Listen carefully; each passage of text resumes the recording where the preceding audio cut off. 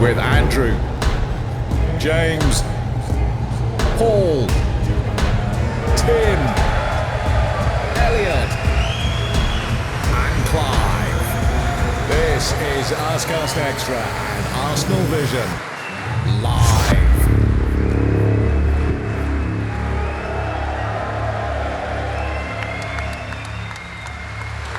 Hello.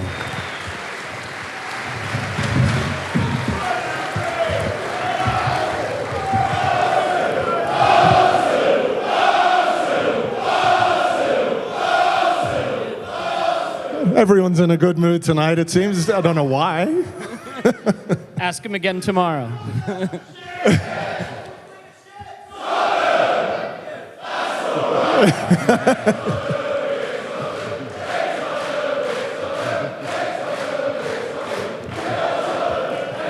Thank you. Wow, it's amazing to see you all here. Well, here for the first time, but on the eve of the final game of the season again for the third year running. It's amazing to see you all here, and thank you so much for coming out and for being part of this. And yeah, it's amazing. It is, and I know, obviously based on the song you just sang, if anyone needs a toilet, there is a giant one just off the parking lot, over the hill. It's there if you need it.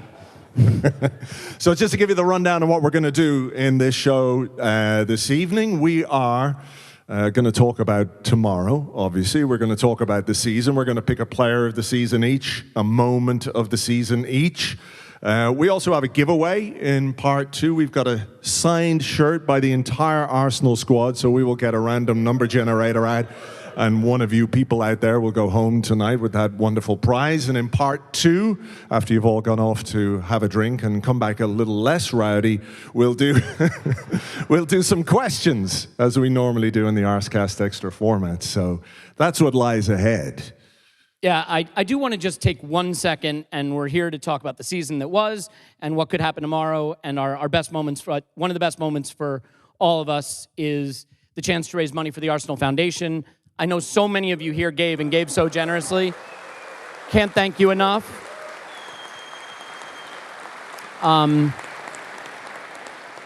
It means the world to us. It was over £320,000 that you raised, and it will help children who need it. So thank you. We love you for that. Thank you. So we're sitting here on a Saturday evening. Arsenal have a chance to win the Premier League tomorrow. James, where did it all go wrong? Oh, man. I feel like everyone in this room's come here for the same reason, and it's to hear Clive, in his soothing, relaxing voice, tell us it's all going to be fine and we're going to win it tomorrow.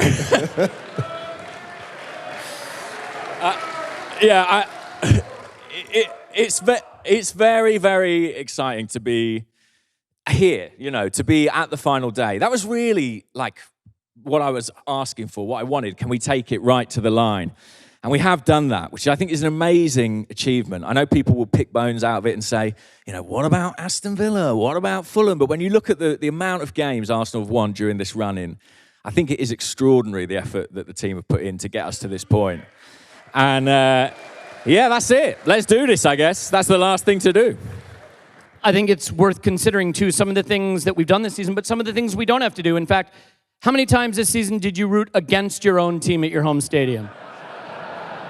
Didn't happen. Not once, not once. So that alone, I think, is victory. And Clive, tomorrow, we have to do the job, but what are the odds you think that the whole miracle could happen? Because I believe in miracles. Do you? You sexy thing. I think tomorrow's going to be a test for our emotions, isn't it? We were talking earlier about we're all pretending we're cool. It's going to be okay. We've got a few bits of emotions locked away. But if the scores go in the other game, we'll see how cool we are. Do you know what I mean? We'll see how cool we are if West Ham score. And so it's going to be an exciting, hopefully, as our manager said, a beautiful day. Yeah, and Tim, obviously, the last two seasons, we've had celebrations on the final day, not of the ultimate achievement. For you, how much is tomorrow about soaking up the joy of the season that we just had? How much of it are you going to have in your mind of what could happen? Are you going to try to just compartmentalize that and enjoy a chance to celebrate the team? Well, at the moment, my post-match pub routine has been thrown into chaos, which really bothers me. Actually, I think I prefer it when there's nothing riding on the last game, because I'm not sure I'm going to get in the bank of friendship after the game, and that for me, that's a very, very bad thing. But no, like clearly, like just trying to, particularly because we're not leading, and we were talking about this earlier, right? As, you know, if we were going in top, honestly, at the moment, I would be a quivering wreck on this stage right now. So, you know, just trying to hope that the good thing happens. But yeah, definitely about kind of soaking up the atmosphere and just enjoying it. All right, Paul, we need an off the roadmap idea about tomorrow. Maybe a running joke, something to take our mind off it. Oh, I don't know where I might get something off the map here. So I was listening to this podcast on the Titanic and how the hull...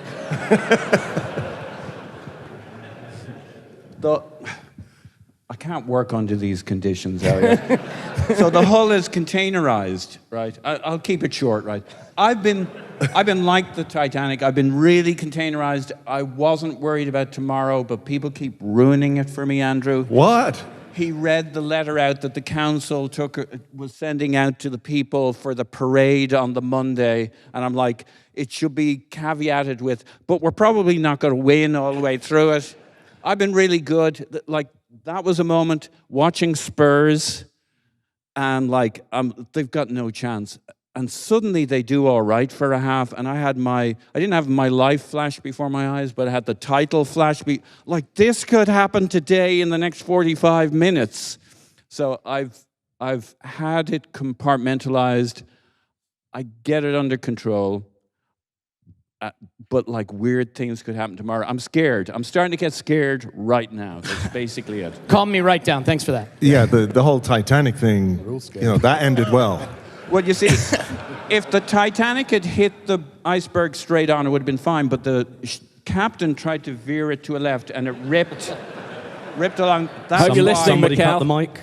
the mic. That's the thing. I keep getting sucked in because it's sort of so perfect. That's the thing. Like, it's 20 years since the Invincibles. It's Everton at home, so it's like a callback to 98 and Wenger's first double. What would be funnier than Spurs losing to City and us still winning the title? It's so perfect that there's part of me that's like, it has to happen. But I guess, yeah, our hopes lie with West Ham and David Moyes. Always liked David Moyes. Big fan of his work at... good guy. I mean, Big fan of his work at Man United. Think he was terrific. So yeah, I mean, come on the Hammers, I guess. I mean, there's a history of Arsenal players who went to play for West Ham. I had a look at this before. Nigel Winterburn, Ian Wright, who is not here this evening, I'm very sorry to say. Listen, we thought about a guess, but you know, how could we do any better than that?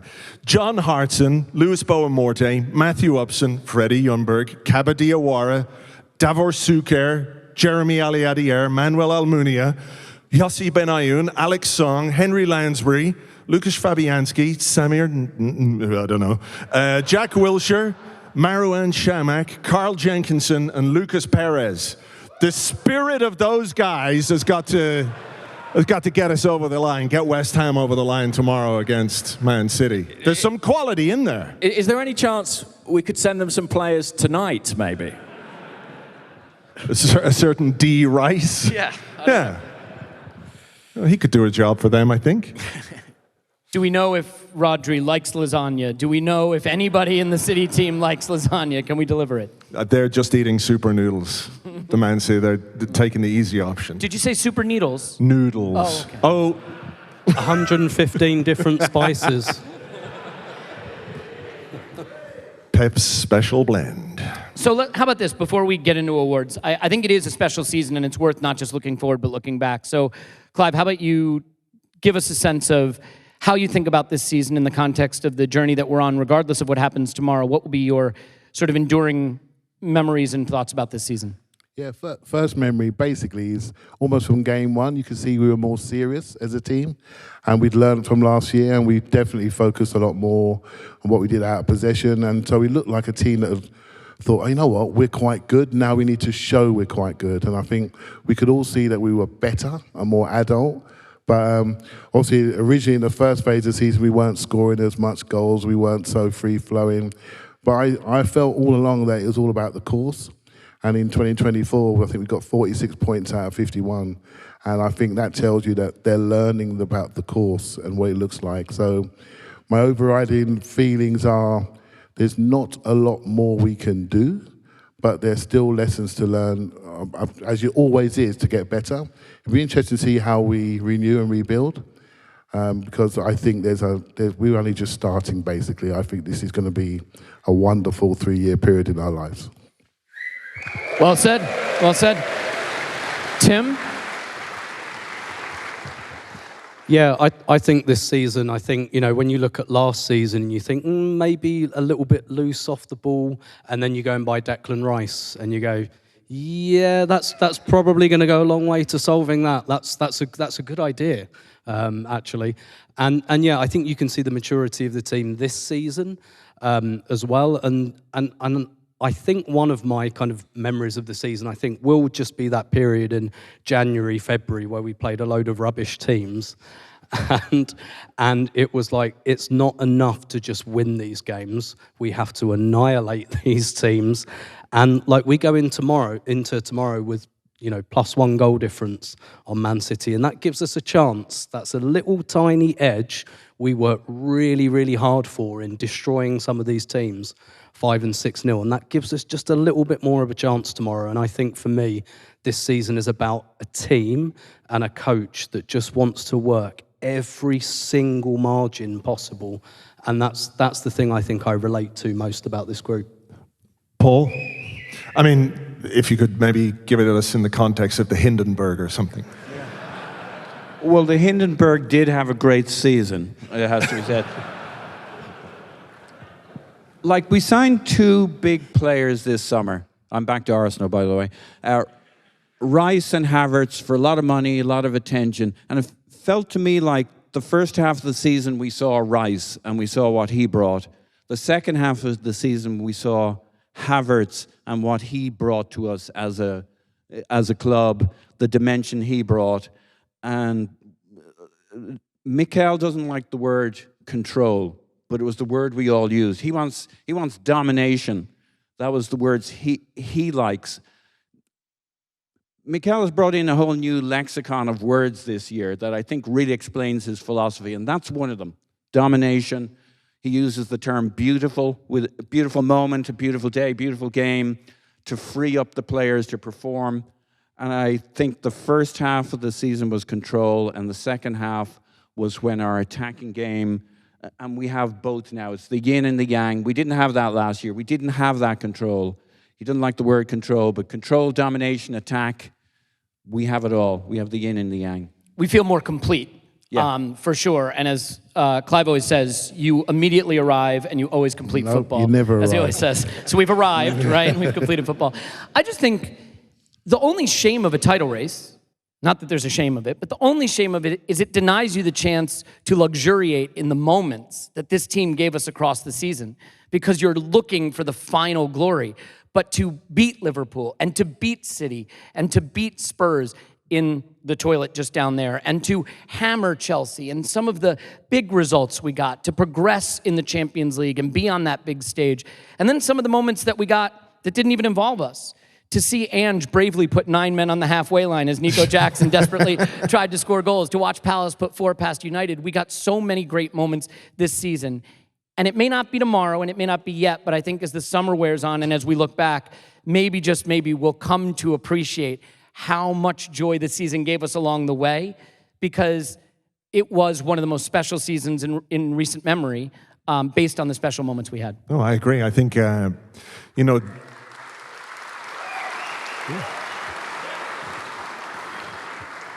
doing what we do and talking about this football club ad infinitum, you come to appreciate when it is good, and the atmosphere and the connection. And I know the connection is another one of his words, isn't it?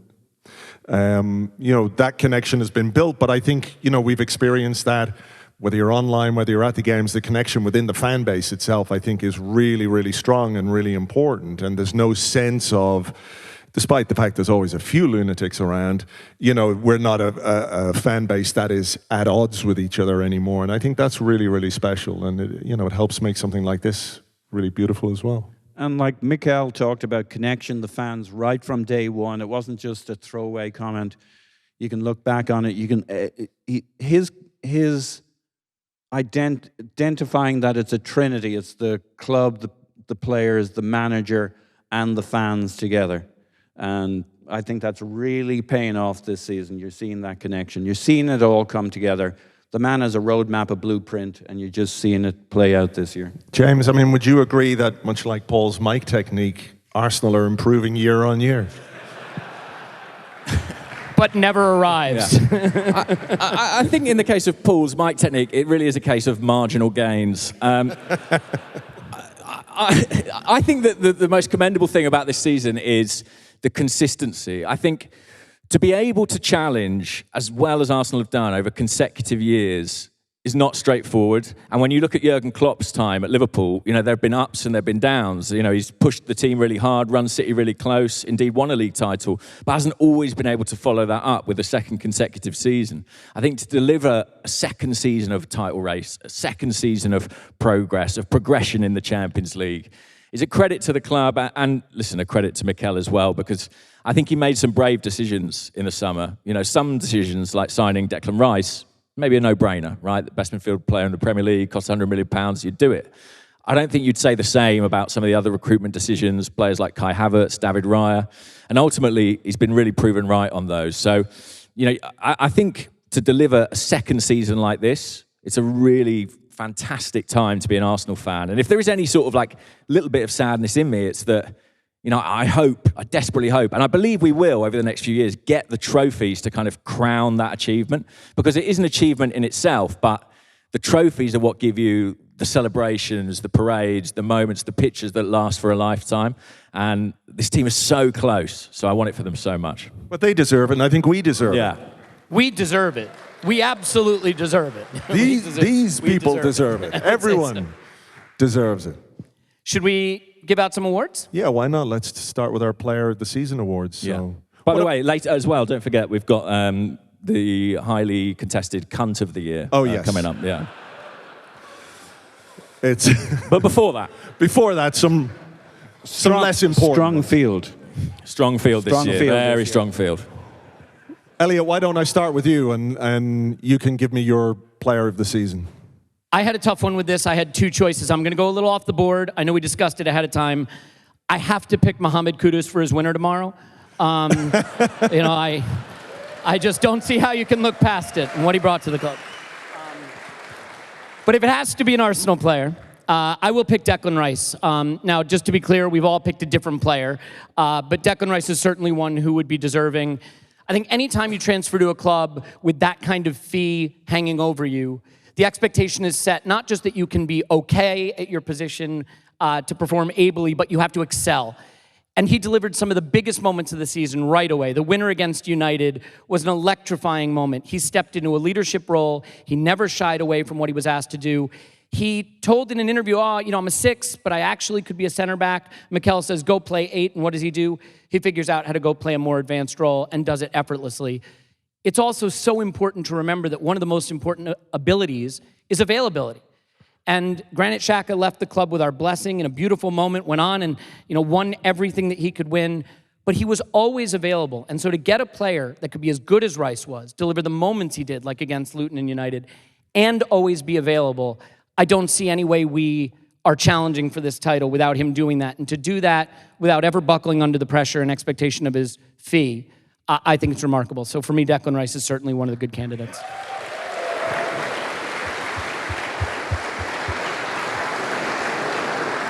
Clive, you're up. Oh, well, I don't listen to the question, so I've got two players, right? So, I already took Kudus. so basically, there's one player because I think he sort of educated me really about the importance of a goalkeeper, and that's David Raya. I think, we all watch the games now. We can see how calm we are, and it starts a lot from him, right? And how the players are comfortable with him. We have an extra player on the pitch. It's as simple as that, and that gives us that one-man advantage. And I think he's really taught me something that there's an improvement that maybe none of us saw, right? So I think he deserves a shout out. But the player, my real choice is somebody that I think is our best player, in my opinion. That's Bukayo Saka. And the reason...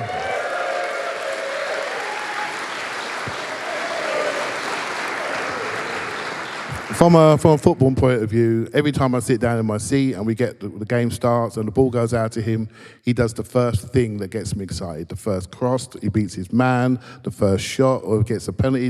Whatever happens for us offensively, for me, he's the guy that breaks every single game open.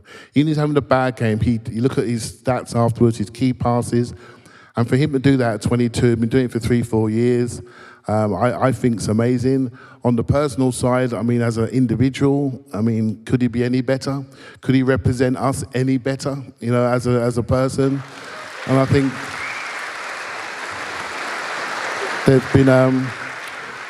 there's been times in recent history when we support our team, but we don't always like the people. But I look at this team and I really like them, and he represents that to me more than anybody else. And when you look outside, you know, look at the outside perception of our club, and you look at him, and I'm very proud to go and support him every week, I've got to say. Can I add a quick thing?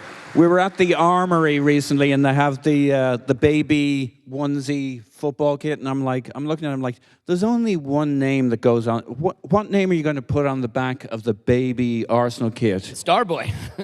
Saka, right? I do think also There's only to one do what he's done with FIFA changing the laws so you are allowed to kick him as much as you want with no cards being dished out. Don't get me started, Elliot. Don't get me started. Well, I think there's a serious point there, maybe, that he doesn't necessarily get the protection, but what I really like about Saka is the fact that he's aware of that and has changed his game. You know, 18 months ago, 2 years ago, he was getting booted around, and it's not that they don't try. He's just better able to deal with it. Like, sometimes they get him, but not anywhere near the frequency. And I think he's matured in that sense too. And, you know, as he said in an interview a couple of weeks ago, you know, they're not going to make him stay on the ground. He gets up because he wants to go and hurt them with the ball, which is just an amazing thing about his attitude. Wasn't it great? Never step on a man's line, right, James? Wasn't it great? Remember back in the day when he was getting kicked and Arteta said, look, we have a way of playing that'll take Saka out of trouble, out of danger. And you can see it, the passes where, like, he just has a system. He has an answer. He has a solution for everything we're going to face. He knew how to play Saka into danger for the opposition, out of danger for himself. The man has answers. All right. We need another player of the season. Tim, you wanna hit us with yours? Yeah, sure. So I think when you ask Arsenal fans about like their favourite Invincible, for example, can I still use that word? Jens Lehmann's not going to... He's not here, is he? Hang on, I just got a text. That's $5,000 you owe Jens now. Cease and desists are very in vogue right now, from what I understand. He asked me to hook him up with a copyright guy, and I helped him out. What can I say? And you know, some people who'd be like, I'm an Henry guy, I'm a Bergkamp guy, maybe we have a Perez guy on the stage, I don't know. I don't think he ever mentions it. But with the Invincibles, that's another $5,000. I was a Vieira guy because for me, Vieira, yeah. Deserves a clap. Easy thing to be, because he embodied everything great about the team, I think. And I look at this team and what they're doing is like comparable to the Invincibles. And I look at Martin Odegaard and I see someone similar. Like, I look at this team and I think, like, they've got threat, they're creative, that's Odegaard, he's the one who does that. But the thing I love most about this team is the way that how hard they work, and nobody works harder than Martin Odegaard in every minute of every game. And I don't know if you remember when we beat Chelsea 5-0, and if you don't, you should remember that. and we were kind of ironically cheering some Chelsea passes, which was great fun. And I looked down and I saw Erdegaard, and he was running around like a maniac trying to get that ball back because he didn't like it. He didn't even like the ironic cheers, and that's when you realise, like, wow, this guy's a bit of a maniac actually in terms of work rate. But yeah, for me, everything begins and ends, I think, with Erdegaard in this team. Okay. I mean, I think it is really a testament to how good this team is that we were able to come up with 6 different players to pick. Who did you pick, Andrew? I mean, he is the Robert Pires of this team, I guess you would say. Ben White is my pick.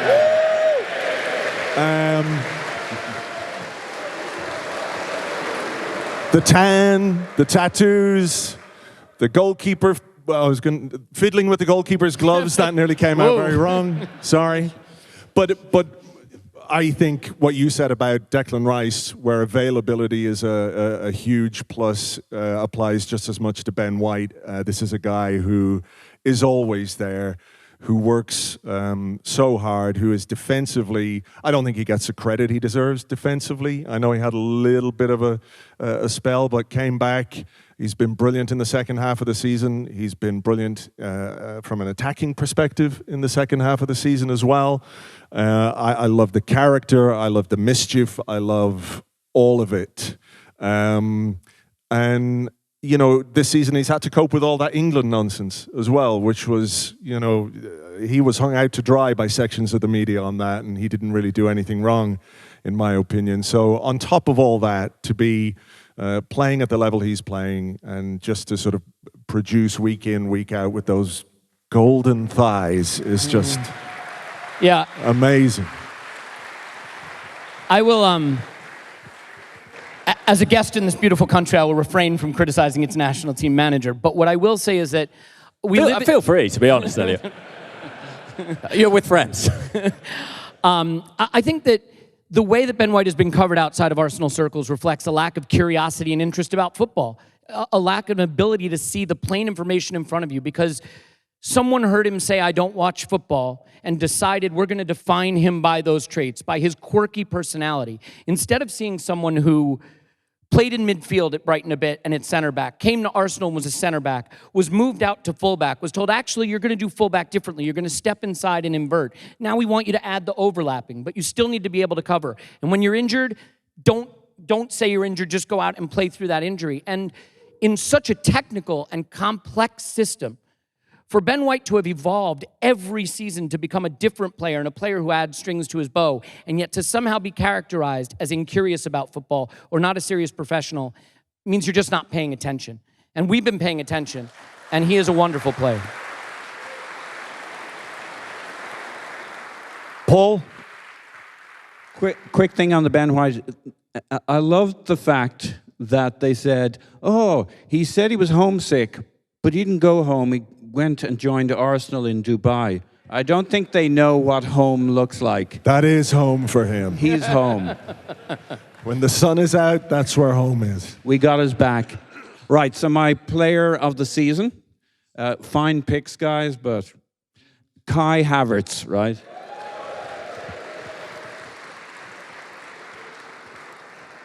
I love the dish that was served this year, but like, you eat something and you're like, I love that, but what's the thing that's really making it pop? Maybe it's the cilantro.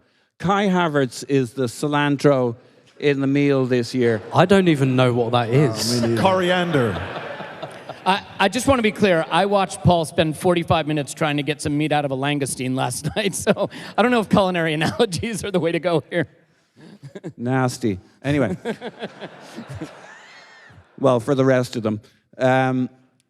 He made us pop in the second half of the year. When he started to play, when he started to come out of his shell, when we put him up front, and we couldn't have put him up front any earlier, it would have been throwing him to the dogs, I think. But we came back from Dubai, and he just popped. His running, his movement to space. Was he our best player this year? No, obviously.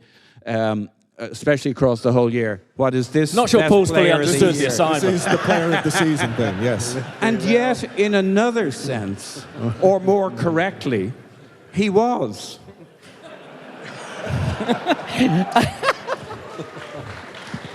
I think this is going okay, actually. It's going great. Let me ask something, James, about this, because this, I think, is a really important part of the Kai story. We stuck with him. And I think Mikel made a really big comment when the Shakira song was broken out, when the fans got behind Kai. That could have gone the other direction. And he knew there was a lot of pressure on him. And I think this was a great story of why supporters are called supporters and not just fans. Because I think the way that he was stuck with by the supporters when the outside noise was pretty toxic. I don't know, James, you have a chance to go every week to the stadium to see the support there. What do you think of how that helped him evolve as a player for Arsenal? Yeah, I think that was amazing, actually. And I think there was debate about the signing. And what was really special to see was the way that stayed outside that stadium. And as soon as he stepped on that grass in an Arsenal shirt, there was just huge support for him. Internally, from the players, from the staff, but from the fans as well. And that must have buoyed him up so much in that period where I think looking back, he was pretty unlucky. He didn't get the breaks in front of goal. He was still doing a lot of good work, even in midfield at that time. But it wasn't quite clicking, wasn't quite happening for him. But I agree with you, Paul. I think in the second half of this season, he's been absolutely outstanding. And yeah, I think it's why we popped. I mean, we started playing in it, running in behind. The guy runs 90-something minutes a game, every game. He's one of those titanium players, your Ben Whites, your Rices, your Odegaards. They give it all. So when we played Bournemouth, what's the guy's name? Iriola or something? Iriola. Okay. Close enough, right? So I listened to his bit on YouTube beforehand, and they asked him about Arteta and why he's good and what blah, blah, blah. He says he's a team of elite players, but they all have the work rate of non-elite players in the complementary sense. And our best players are the hardest working players in every game, in every 90-something minutes. I mean, it's what Arteta and those guys have cooked up. Cilantro. Yeah.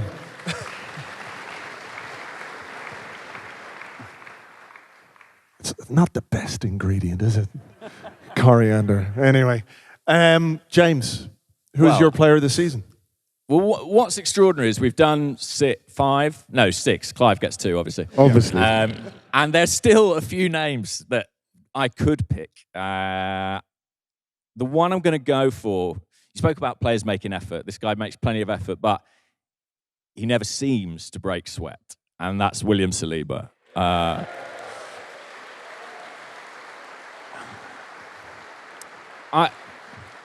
We're at that time of year where everyone's doing their team of the season. All the TV pundits, all the TV channels, all the newspapers.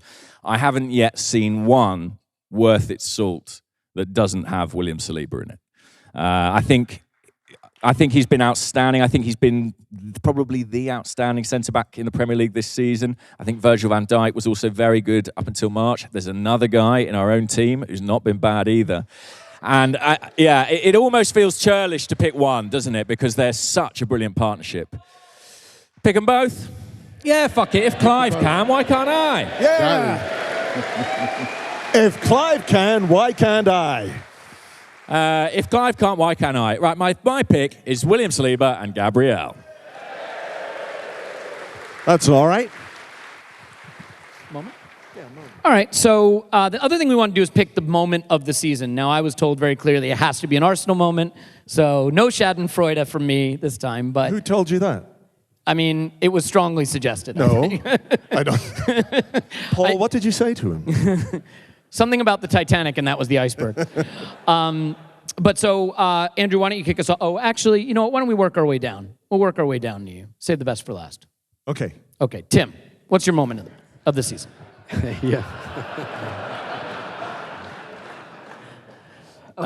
Yeah, my moment of the season would be the Conti Cup final for the Arsenal women.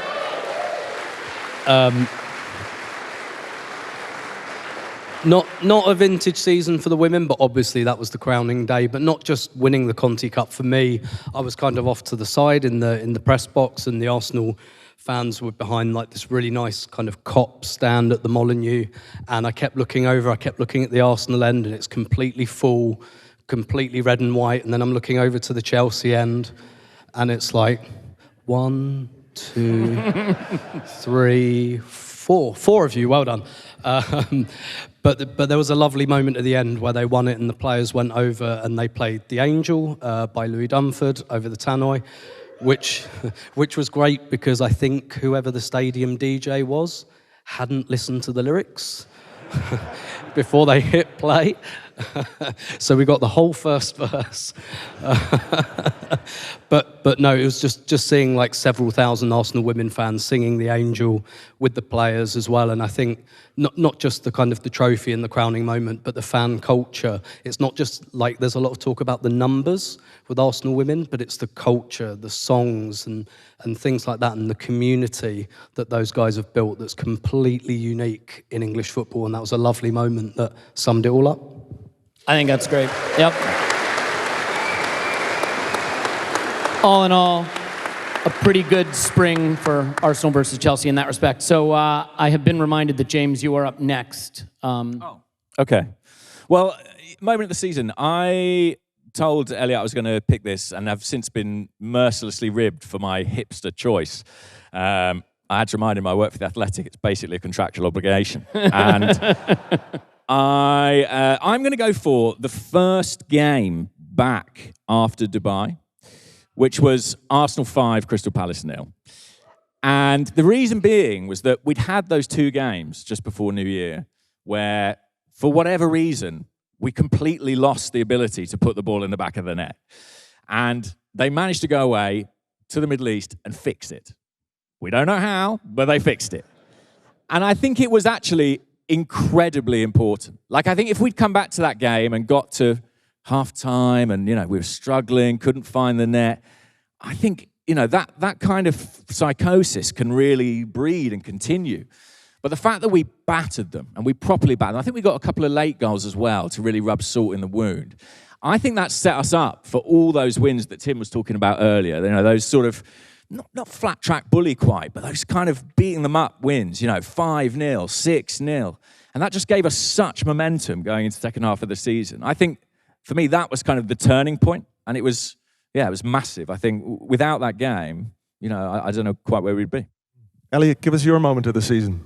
Yeah, absolutely. By the way, those big wins, they could be the reason that tomorrow could happen. So, I mean, they were not just for fun. And just to think that we spent months singing "Stadiums are empty everywhere we go." I mean, that was a hell of a time to be an Arsenal fan. I'm going to pick the penalty shootout against Porto for so many reasons. I do think that we are able to feel really good about this season. And whatever happens tomorrow, I think most of the people in this room will feel good about this season. But I think had we not progressed, had we not taken that step to the quarterfinals of the Champions League, I do think that would have felt a little bit like falling short of where this team needed to go in its journey, in its progress. So I thought that was really important. It was a chance, I think, also for David Raya to really maybe finally be held into the arms of the club and really feel like he's part of this special group that's going to achieve something important, and to show that they had the mettle. And I think getting through that, when you're facing that run where everyone thought maybe it would fall apart because we had Chelsea, because we had Spurs, because we had United, they got through a difficult moment together. And while it didn't go all the way to where we wanted it to in the Champions League, it's part of the important progress we had to take. So I think that moment, for a variety of reasons, is my moment of the season. All right.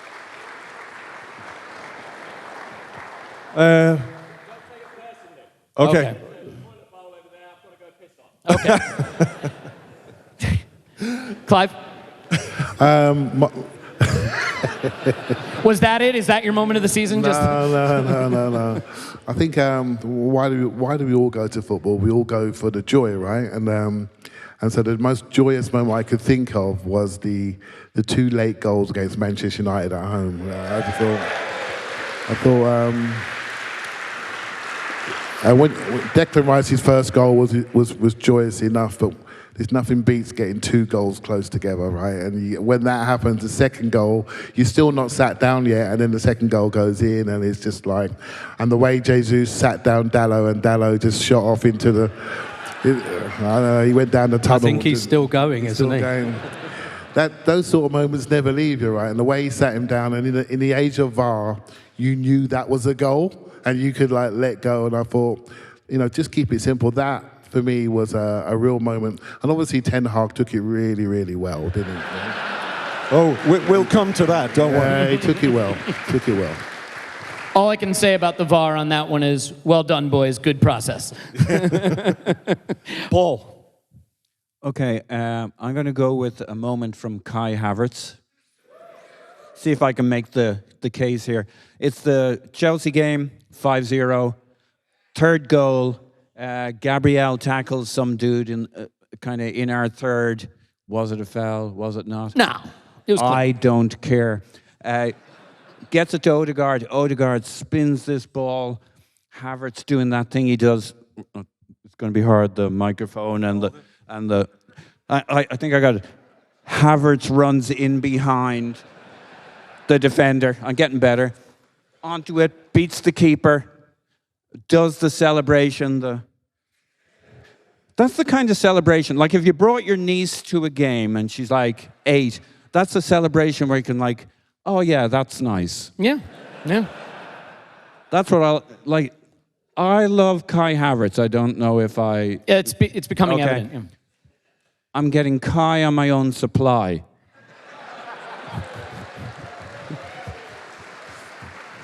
Very punny. That was in the notebook, right? Yeah, it was in my notebook. Sorry. We'll come to that later. So I think it was a very significant moment for the fact that that's how we started to pop and play. Clive says you don't arrive. I felt we arrived, Clive. It sounds like you arrived. But I Exactly. touche. And I think you counterpoint that to Havertz been given a penalty at the start of the season to score, to get going, and that progression. And I think that's why he's player of the season for me, why that was the moment of the season. Like, we were in the middle of this really tough run of games that everybody said, maybe even some of ourselves, we're not going to win all these. Chelsea, 5-0.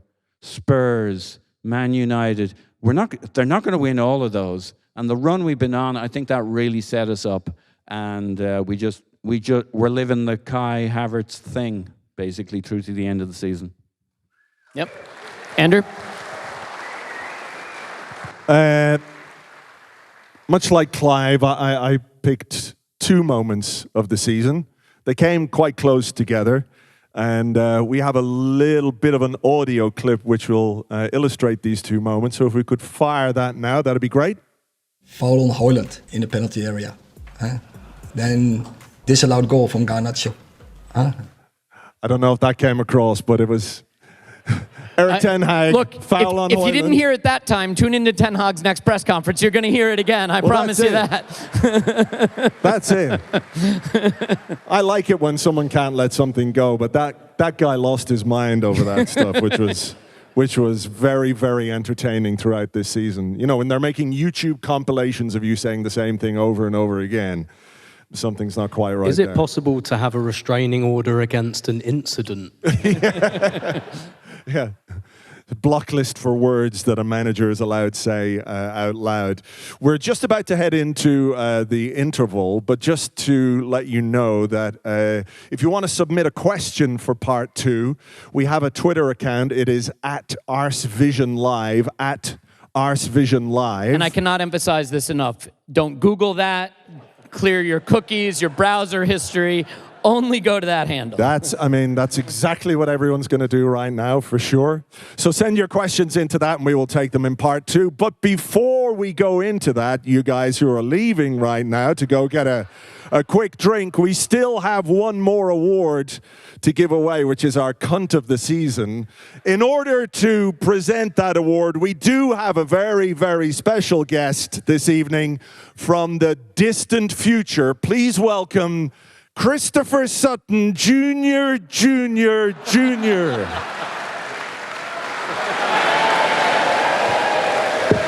Hello! It's me! Christopher Sutton Jr. I've come from the year 2124. Exciting news, the Premier League are soon hoping to punish Man City. Now, I'm very honoured to be here to present the award for Cunt of the Year. It's an open field. Who's it going to be? And the winner is... Oh, no!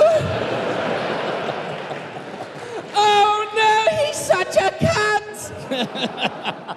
Why is my great-great-great-granddad such a fucking cunt? Thank you. Thank you, folks. You can go get a drink now. We'll be back with your questions and more in part 2 in about 20 minutes, 25 minutes. So go get a drink and we'll see you in a bit.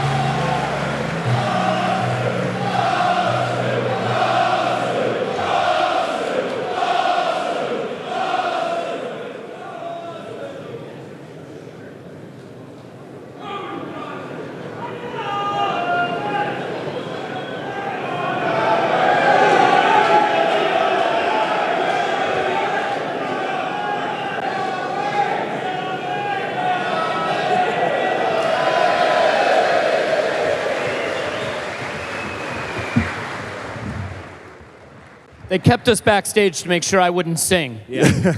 James, you're the actor guy. What's that called? Missing your cue? I think so. I think we missed our cue. We got a very lavish backstage area. We're all reclined. Clive was on a chaise longue, eating grapes. Why are they taking the piss out of me today? So, this is the part of the show where we're going to do the questions that you guys hopefully have sent in. Elliot has collated some of those. But as I said, in part 1, we have a very special prize to give away to one lucky person. It is a signed shirt, signed by all this current Arsenal team, a potential Premier League winning Arsenal team. So we just need all the ghosts of the former Arsenal and West Ham players to do their job tomorrow. And yeah, it'll be easy. Don't worry about it. Anyway, we have a little random number generator thing here, and it's going to pick out a seat number, and then I'll announce it, and we can get you your prize. So let's give this a whirl. And we have someone in the stalls. It is P19. P19, where are you?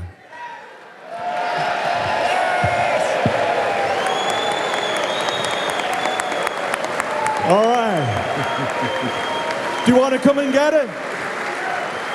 Come on down. Come on down and get your shirt. Let's do this. That's a nice question.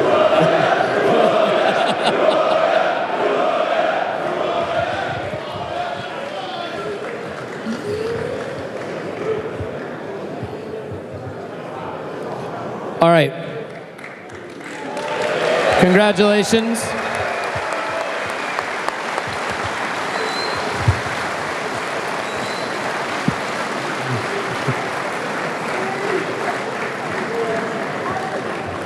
The question was, who are you? That's Dan. So well done to Dan.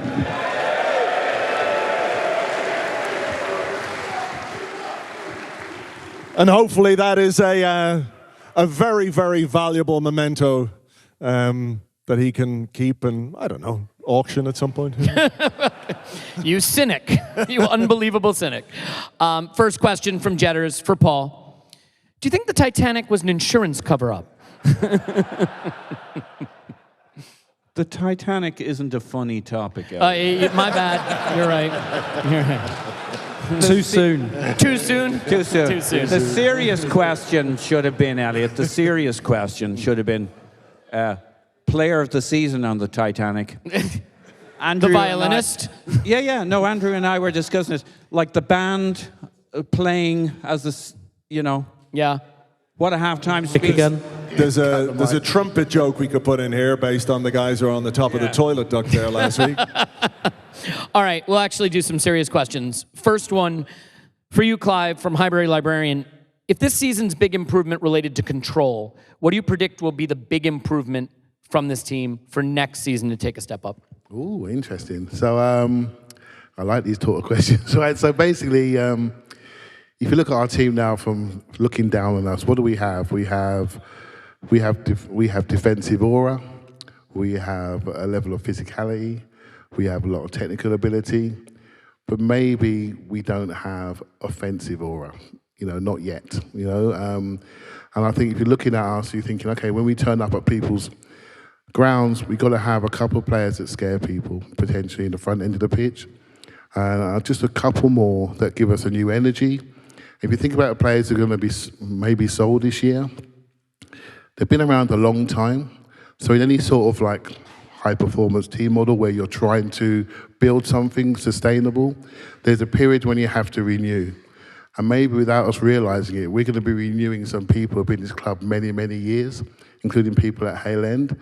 And so basically they're going to bring a new energy in. People are going to leave, and people that come in are going to bring in a new energy.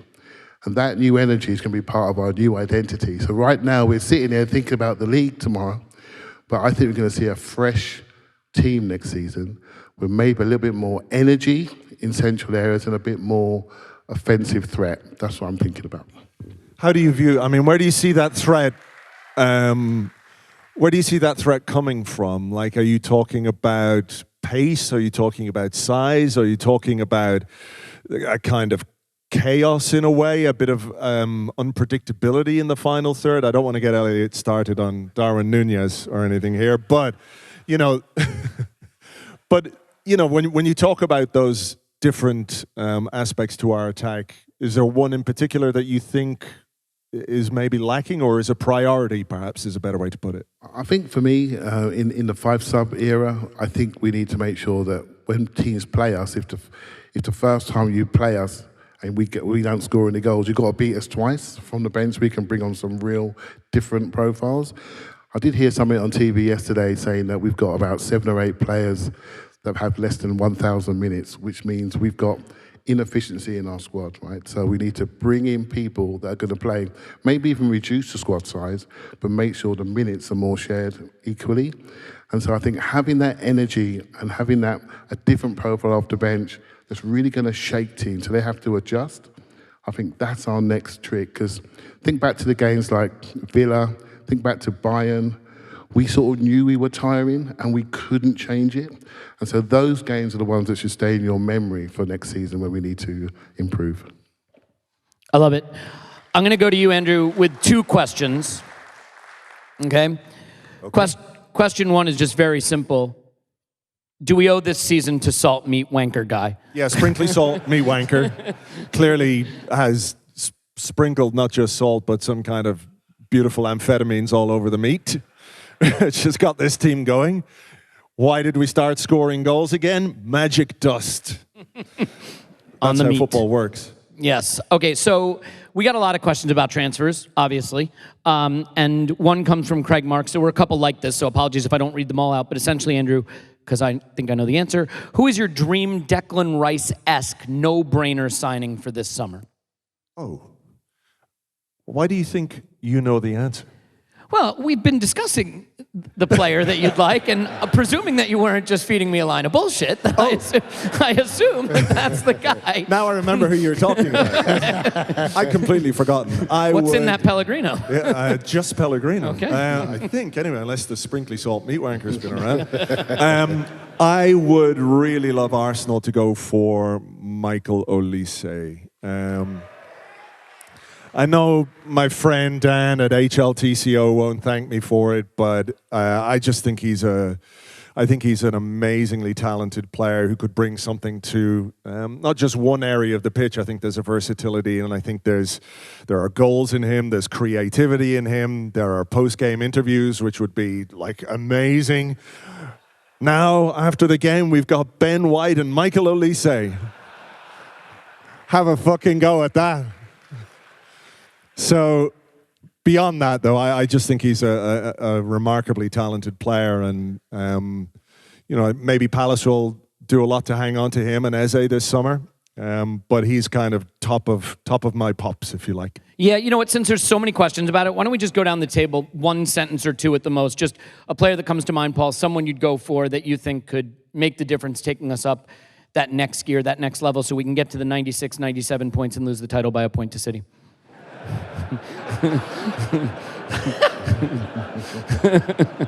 You know, I'm really big on players and transfers. Vladimir Bogolovsky from the Eastern European League. He can do it all. They've got an Eastern European League now. It's not 1984 anymore. Those are all different countries now, buddy. They're all different. But a good pick nonetheless. James, do you have a player you'd pick? Actually, I want to hear more about Paul's pick, I think. He can do it all. That's all. That's all I need to know. Okay. Why wouldn't you want that? Who's his agent? Get him on the phone. I like Andrew's pick. I'll go for... No, we want to win stuff. Yeah.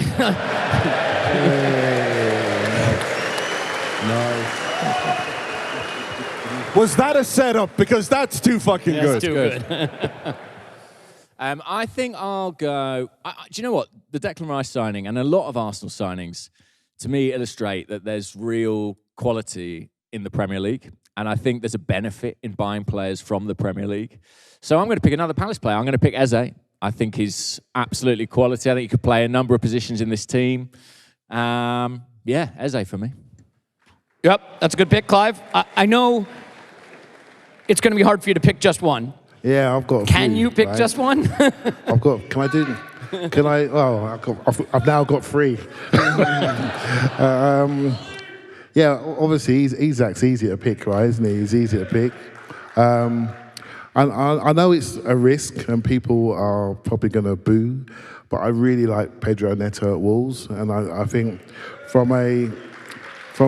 how we play, everything we do is about getting into those areas, in the wide areas, in isolation. So I like him. But the player that I really think we should go for that could change us, and we have time to make him work, is Benjamin Sesko. I really like. We've now discovered Kai as a centre forward, so we have no rush. We can afford to get somebody that comes in that brings something else. And my earlier line, you have to beat us twice. If Kai doesn't do it, then he can do it, and that's where we want to get to. We could do Pedro Neto. One of you will have to donate your hamstring so that we can sign Pedro Neto. Tim, who's your pick? Yeah, I'd probably go for Ollie Watkins at Villa. And I hear he supports a club local to here as well. But just building on what Clive said earlier as well, like that real offensive threat. And probably Kai Havertz's doing really well up front. Gabriel Jesus has done really well up front. But I think, in an ideal world, we'd have that absolute killer at number 9. And I think he's a really intelligent player as well. I could see him fitting in very nicely. So Ollie Watkins for me. Get that one sorted, please, Arsenal. So... I'm not wrong in saying that you asked us to pick one each so you could do your Darwin bit, no? I'm going to say Anthony. No, I'm kidding. Can you imagine? No, look, Since you mentioned it, I will say I think Darwin Nunez is the kind of player that can add the devastation on the left that we're looking for. His pace, his power. We all love some pace and power. Who doesn't love pace and power? I mean, the finishing is a little erratic, but that makes it exciting. You know? Do you want to know what's going to happen? No, you don't want to know what's going to happen. It's exciting until you have to do a podcast about it every week. Well, you know, keeps you guessing. Life is about the journey. No, I think Isak would be a choice, certainly. I'm not good at the naming players thing, so I'll go with Bogdanovic or the Eastern European guy. Okay, so James, I'll give you this one, and I think it's in the land of hypotheticals, but we're all kind of thinking it, I would say. This one's from Bones. If we could loan any of our squad to West Ham for the final fixture against Manchester City, who would you send? But of course, then we can't have them for the game against Everton. Saliba, some people saying. I guess it's got to be a defensive player, right? I think that's the bigger thing. I think Saliba, I don't want to break up our central defensive partnership, so I'm going to give him a player who knows that team pretty well. I'm going to give him Declan Rice back for one day. Because I think, he's do a lot of good work at the Etihad, and I think we could just about manage it. We've got other options in that position. So, yeah, if I could loan him Declan Rice for one day only, I would do it. All right. Since they've been so magnanimous about him coming to us and how they've reacted to that I think transfer. they loved it. They were fine with it. Yeah. Tim, you're sort of the resident historian, and Andrew Turner asked this question in a quite optimistic way. When we win the league tomorrow, will this match Anfield 89? I mean, no, it can't, can it? Sorry, that's the really anticlimactic answer. But, I mean, to match, you can literally only match that. You can't supersede that. Do you have a sense of where the historical rank could be? It would be, like, other than 89, I think it would be very, very much up there, like with our modern league history wins. And I could tell you about how we won the league in 1953, for example. Get the PowerPoint, please. Seal the exits. When we won it on goal average. I don't think that's going to happen tomorrow. But yeah, I think it's like, is it the best league win other than 89? I think 89 will always stand on its own. Fair enough. By the way, Alex Mason, I'm sorry for not reading out your name for the salt meat wanker question, which of course shows the depth of sophistication, the way we think about the game. So Claire asks, you can only, and Clive, why don't you go for this one? You can only keep one of Smith Rowe, Eddie, Vieira, or Nelson for next season. Only one. Who are you choosing, and why? You're trying to get me beat up. I will go for Vieira. And well, tough crowd. And the reason why I don't think we've seen his story yet. That's the only reason where I think I've seen the others, and I just think we haven't seen him. So I'd want to see him develop into something before we let him go. That's my choice. It's more the unknown rather than what they've done. So Paul, who would you take?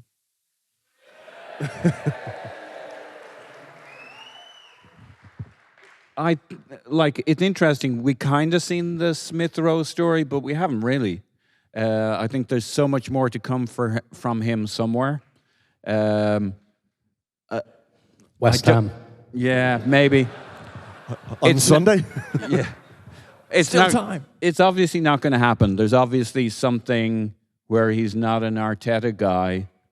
Just the psychology of it is just off. If it hasn't happened by now, it'll never happen. But out of those four players, that's the guy I think who could really do something at the club if he were an Arteta guy. He's not. I mean, the challenge with all those players is, let's face it, right? Well, maybe Eddie aside, why haven't they kicked on? They haven't been able to be consistently available. And that leaves you hoping that there's more there. But as we've seen this season, Clive, it's the players that you can rely on, that you can put on that team sheet every single game that can elevate where you go. And when you don't know if a player is going to be available, how do you plan around them? Yeah, it's not just availability. It's more, we've changed, right? The last 2 years, we've changed. Look at our points total over the last half decade. It's just gone up significantly. So what's changed? The level's changed. And that's it. You know, there's a saying in football, you don't fail in football, you just find your level. And our level's gone up. And what we used to think about has just changed. And so we need to adjust to that and ask ourselves real hard questions. And it's not easy to see players that you love. What I spoke about earlier about new energy in the club, it's coming. These people have been here a long time and they've got careers to have. And we've got to be fair to them. They haven't failed, just our level has changed. Dangerous business disagreeing with you, but I'm going to. You do fail at football if you're Tottenham Hotspur. You fail all the time, constantly, and without end, you fail at football. Okay, Andrew. This one comes from Graham Allen, and I think this is fascinating. It's a wasp. It's a good omen. I think it will, yeah. Wasp on my microphone. Okay. He's gone. He's gone into the crowd, so watch out there. Okay. The Wasp had better mic technique than you. You guys see me floundering with the mic, but you don't understand the obstacles these guys put behind me just to... You need to give him the confidence. From Graham Allen, Andrew, do you think next season will be a two-horse race with Klopp moving on, or do you reckon there's another club, and Graham names some of them. I certainly don't need to read out the names of these particular clubs, but do you think there's another club poised to sort their shit out and challenge us in City? Ooh, that's a really good question. I would say probably not. I think Liverpool are going to struggle a little bit, you know, after Klopp, when a big manager leaves a club. We've seen that happen elsewhere, seen it happen here, and they've got a squad that needs looking after in a fairly big way. I just don't really see anybody else who's going to get to where City and Arsenal are right now. There are teams that have made progress, but I think it could well be another two-horse race next time around. I mean, I think what's been interesting about this season is the fact it was 3 horses for a while, and now it's a 2-horse race. And you know, Liverpool's horse was, well, it didn't. Yeah. It ended up that way. But when you look at the other teams, like, can Villa make more progress? Maybe, depends what they do with Champions League money, perhaps. Manchester United, it could be Ten Hag, a new contract there. That could really cement them in 9th place next season. You know, maybe Chelsea, because they've just bought a lot. Oh, absolutely, fuck Chelsea. But, you know, forever. But they have bought a lot of good players. So maybe if they can get their shit together, they might be able to get a bit closer. But I think it will be that. And then I hope Pep fucks off as well. Forever. So I'm going to modify this question slightly for you, James, but a couple of people asked about Mikel and his contract and future planning, and I'm not going to ask it the way it was asked necessarily because I think it's too panic-inducing, but we sort of just acclimated to the idea that a manager can be at the club for 20-plus years, and I think that's less likely to be the case with Mikel, as driven as he is, the project he'll want to build, and then maybe start fresh. Do you have sort of a thought on, can Mikel become like an Arsene Wenger and be a multi-decade manager? Should we be thinking about this as a beautiful but hot romance that burns out quickly, much like maybe Klopp did at Dortmund or is doing at Liverpool? Where do you see this going in terms of his tenure at Arsenal? Honestly, I'm not sure that kind of longevity is realistic. I just think in the modern game, with the demands being what they are, the pressure being what it is, I think what Alex Ferguson and Arsene Wenger did at their respective clubs was exceptional, and exceptional for a reason. I don't know if we'll see their kind again, but I still think Mikel can have a good, solid stint at Arsenal. And I think, you know, people might look at his contracts and say, "Oh, he's got, you know, a year left, and he needs to have talks. What's he going to do? Is he going to sign?" I can feel you all getting frightened as I speak, but what I would say is, like, honestly, where would you go? Where would you go? Because I think when you look at the Arsenal squad, you look at the age profile of those players, I don't think there's a more exciting group of players in world football than that Arsenal squad right now. And I think Mikel, and not just Mikel, but, you know, Edu, others, the hierarchy in general, are very committed to this project. And I think that's why... There's the wasp. He's right on you. Hang on. There, he's gone. Yeah, flick him onto me. Yeah, great. Hey, he's gone that way. But I just think, you know, the contract will get done when it needs to get done. But I think you only need to look at the way Mikel carries himself, the way he's led this team, to see how committed he is. Yeah. Any thoughts on that, Andrew? Well, just from the point of view that, like, he has spent a lot of time and effort and, you know, transfer money to build this squad to where it is. Like, it's taken a lot of work to get to this point. And like you say, there isn't really the obvious place for him to go at this point.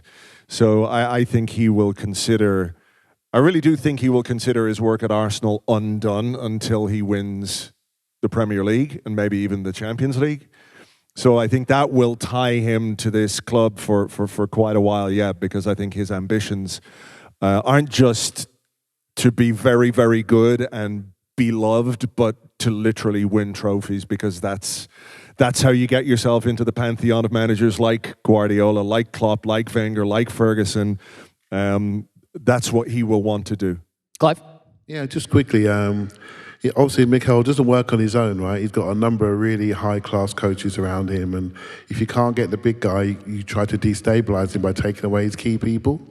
So if I was the club, I would be doing some serious succession planning, and I'd be pinning down his main people around him to make sure that we're stable and we can sell a stable project to the young players that are going to want to come to the club. So make sure we pin down not just him, but the people around him, in my opinion. Yeah, I think it's interesting, and Paul, I want to get your take on this, but I think one of the things that's really hard, right? We all understood this was a project. We were in a very low place. And Mikel had to come in and clear house and create a new culture and bring in new players. And I think there was definitely a grace period. And kind of hilariously, that grace period is now why other clubs think it's smart to stick with crap managers. So even funnier, right? Oh, they're all just going to turn into Mikel if you stick with them long enough. Well, that's not the case. But there is that point at which it stops being a project, and now it has to start to deliver what it promised. And you get into that range, and hopefully that range is a few seasons. And I think we are ready to crest, maybe tomorrow, but if not, into that period, Paul, where it's the winning time, right? And the project, so to speak, has to come to fruition. So what do you think about the immediate and then longer-term future with Mikel? Yeah, look, he's not going anywhere. He's never going to have a project that's more his project than this. It's ripe. It's right on the point of getting to those levels. Premier League. There's no reason we can't win the Premier League. There's no reason we can't put ourselves in the position to win the Champions League. Like all the talk about other clubs, why would you do it? Go to Barcelona and that clown show? You know, what's the scenario? City? That's like climbing into somebody else's warm bed, right? I normally tell us more about that, because we did get a question about whether you're single. So I'm going to demonstrate for once that I can just leave an analogy. I love where you. It should Thank left. you. I love you. He's not going to do it. He's Okay. staying. If you can't be with the one you love the one you're with. Yes. No, that doesn't work. But we either. are with the one we love, and we love the one we're with. Do you want to jump in? Yep. Yeah, I've got a question for Tim about the women's team and what lies ahead for next season. I know this one has just finished and you're exhausted, and thank you for all the work that you've done for Arsblog in covering it so well this season.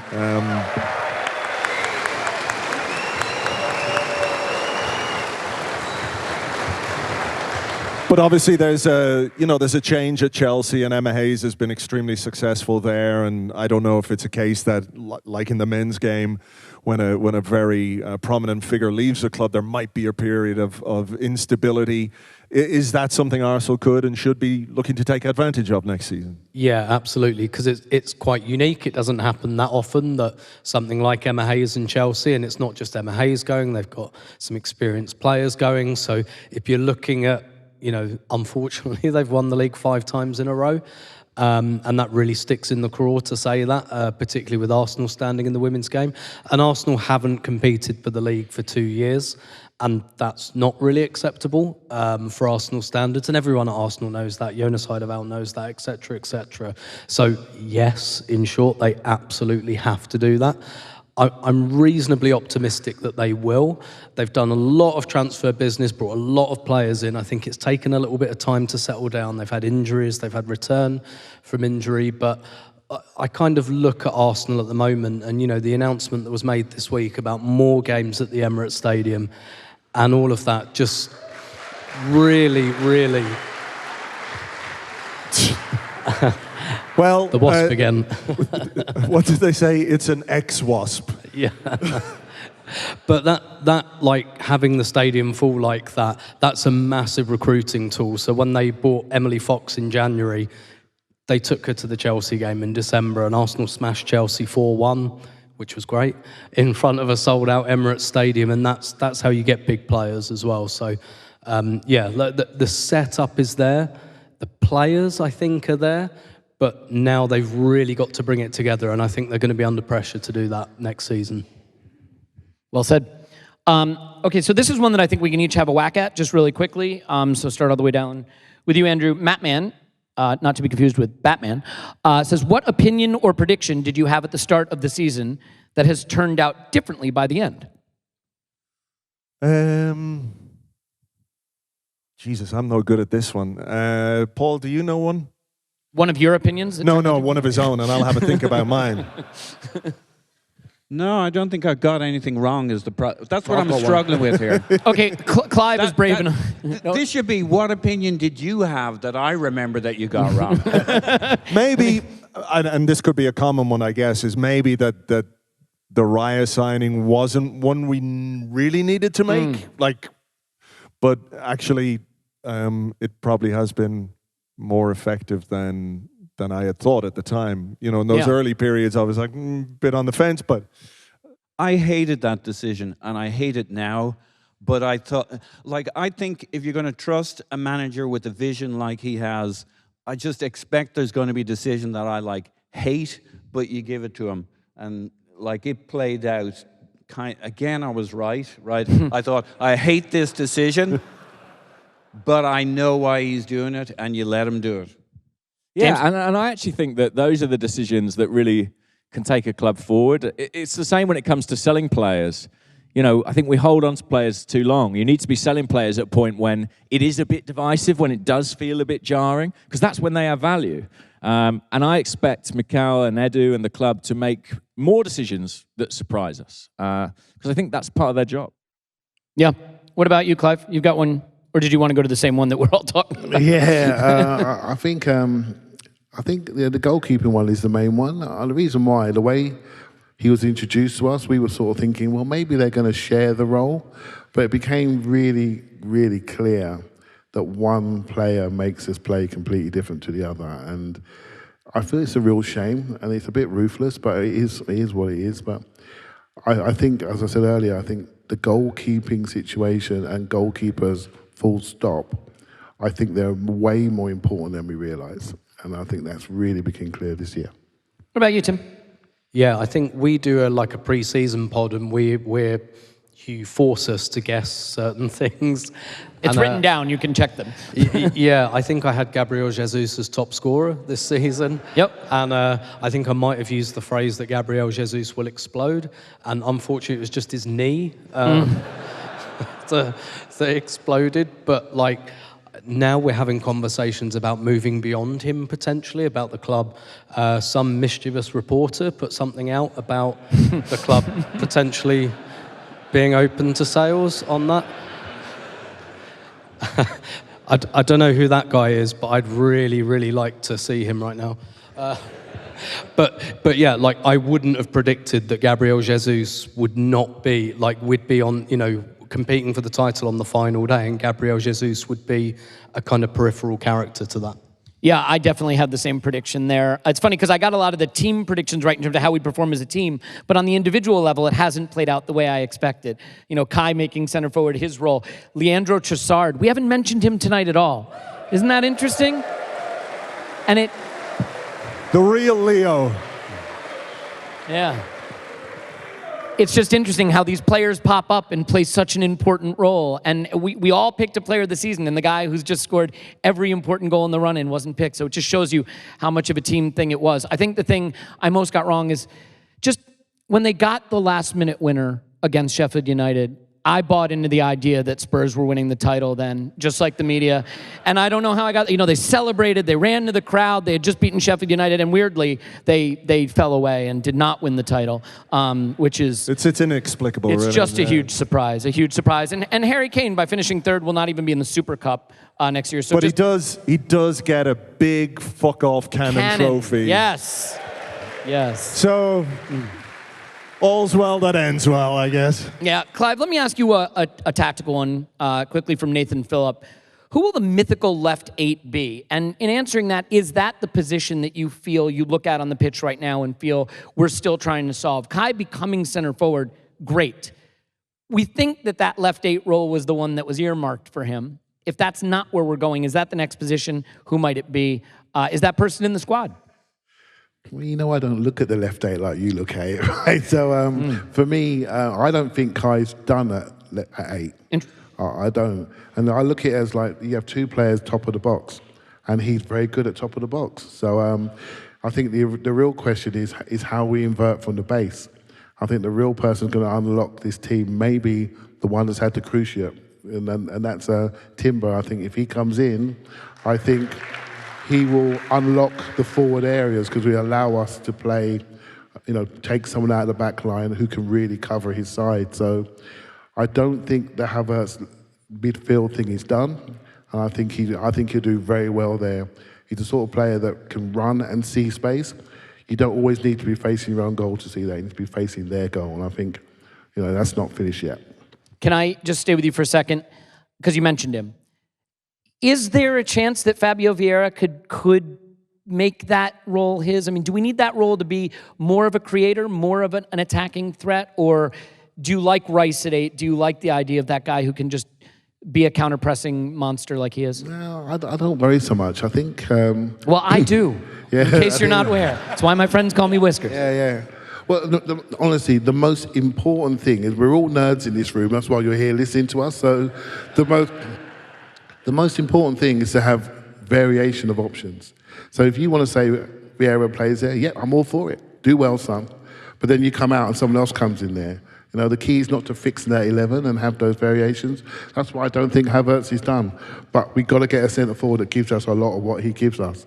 Hence my pick for my sort of player we should buy, right? So I just think continual evolution, because everybody is an analyst.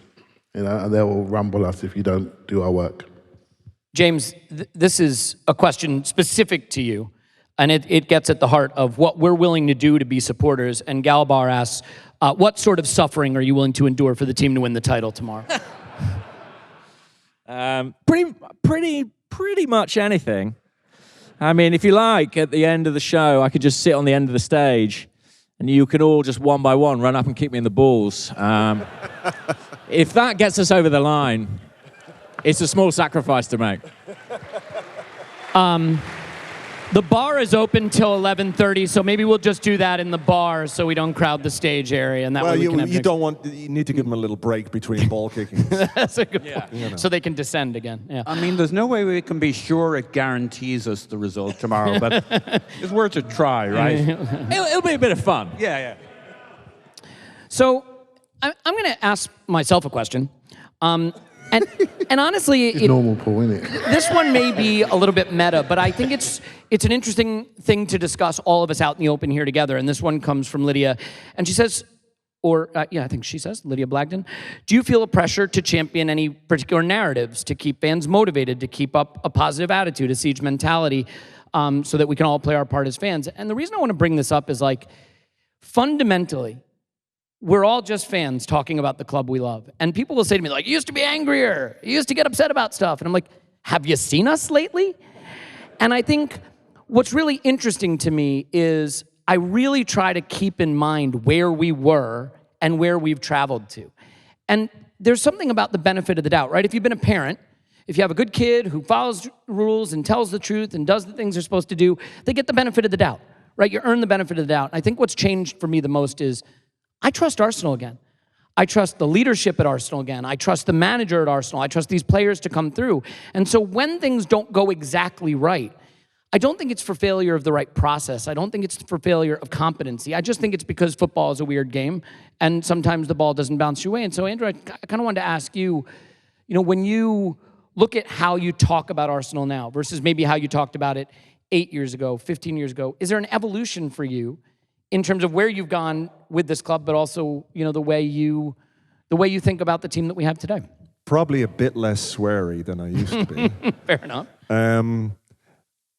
I don't know. I think it's all just based around being honest and being honest about what you see and being honest about how you talk about what you see, because otherwise you can't do what we do and people don't come and see you and they don't read what you write or listen to your podcast. So I think that is always at the heart of how you talk about it. But, underpinning that, of course, is like an affection for an institution, an organization, a football club, because, that's why you do it. And that's what gives you your passion. That's what gives you, there are some mornings where maybe you don't want to get up and write a blog first thing, but you do because, that's what I'm very lucky and privileged to be able to do every single day. But it's, for me, it's always just been about expressing what you really think in an honest way. And, honestly, I think we're fucking good, and I hope we win the league tomorrow. And if we do, there might not be a blog on Monday morning. That's all I'm saying, and I hope you will forgive me for that. Clive, it sounds like you want to jump in there. No, I was listening to Andrew, and we were on a WhatsApp the other week, actually. I think it might have been before the Spurs game, and we were, nervous, and he said, "Do you remember it always being like this?" And I sort of said, "No, it's changed, mate. It's changed. There's so many more eyes. There's so much more information. We're just so well informed now, and we bring all those things in, and we shit ourselves before these big games. And I think we're just so laser focused on every single action, every single communication that comes out of the club. And I think we've changed as supporters, right? As fans, I think we really have.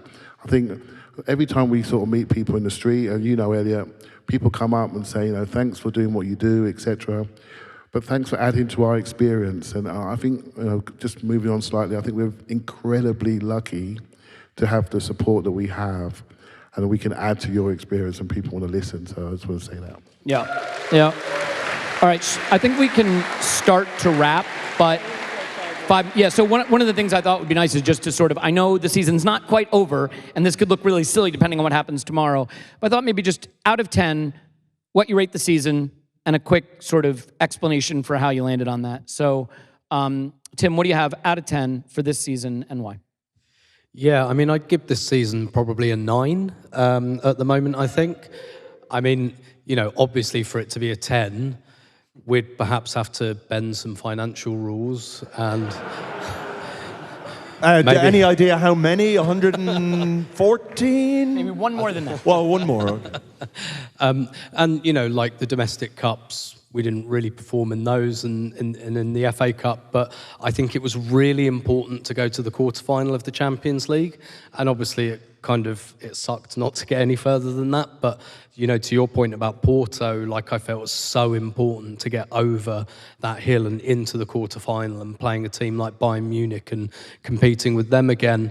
But in terms of the league, I look at what we've done in the league this year, and again, for all of the kind of tactical input and everything, all I can say is I think in this league season, in every single minute of every single game, I haven't looked at a single player and thought, you're not trying.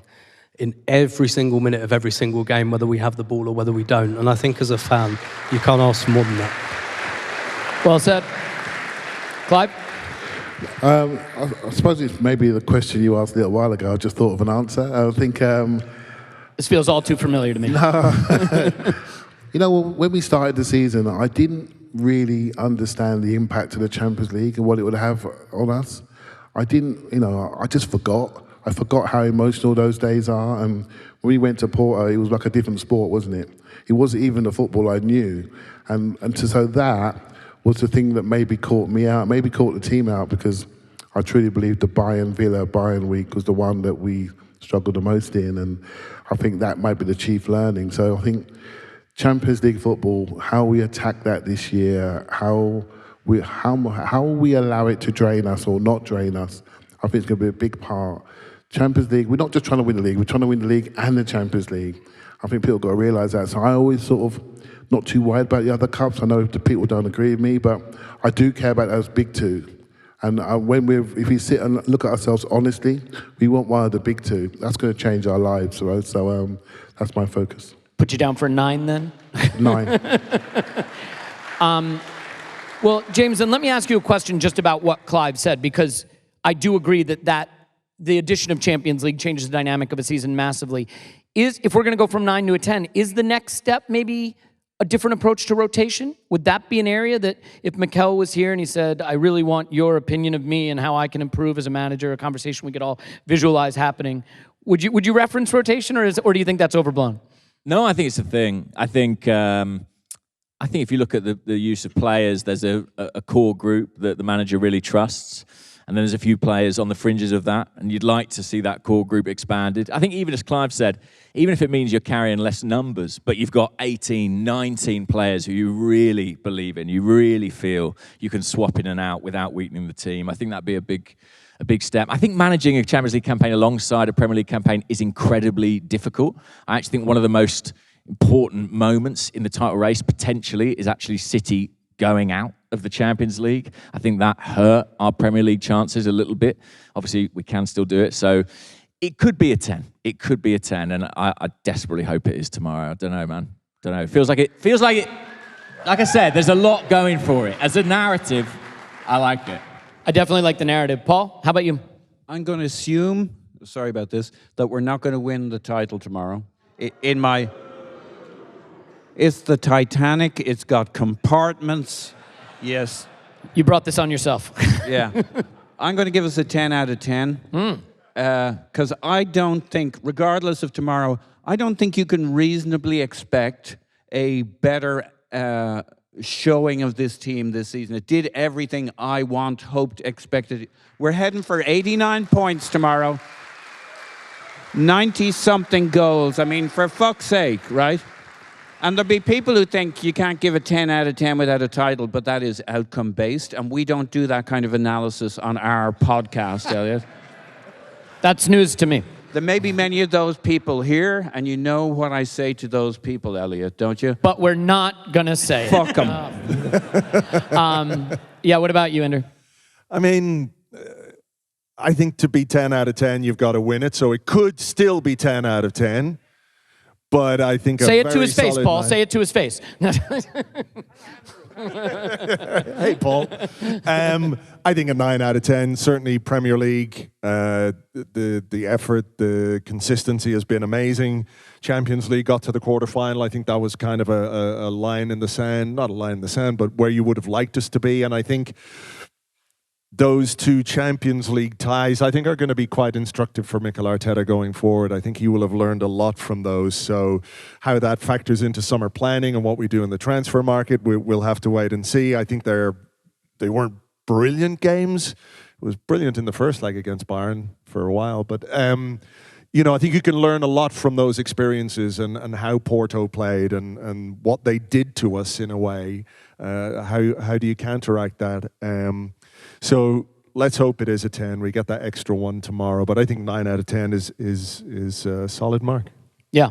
Yep, Paul? Like, Europe's the one place where my 10 out of 10 doesn't hold up for me. So.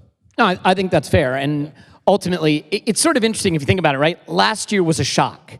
I don't think we expected to do what we did last year. But because we did it, this year we expected it. If last year had been like we finished third, we were cut adrift from the title, but we made that next step, this season would feel even more impressive incrementally. But what we've done is consolidated. I think that's so important.